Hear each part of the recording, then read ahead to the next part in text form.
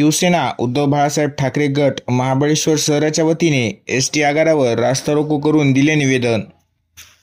ST महामंडळाने नुकताच एसटीच्या भाड्यात 15% वाढ करण्याचा निर्णय घेतला आहे।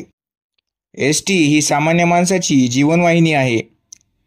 प्रचंड महागाईने सामान्य जनता आधीच होरपळी असताना ही भाडेवाढ कोलमडून टाकणारी आहे। या विरोधात शिवसेना पक्षप्रमुख माननीय उद्धव बाळासाहेब ठाकरे यांच्या आदेशानुसार शिवसेना उद्धव बाळासाहेब ठाकरे सातारा उपजिल्हा प्रमुख अजित यादव यांच्या प्रमुख उपस्थितीत तालुका प्रमुख संतोषप्पा जाधव, शहर प्रमुख राजाभाऊ गुजर, महिला आघाडी जिल्हा प्रमुख राजश्री भिसे यांच्या नेतृत्वात महाबळेश्वर एसटी डेपो बसस्थानक येथे चक्काजाम आंदोलन करण्यात आले।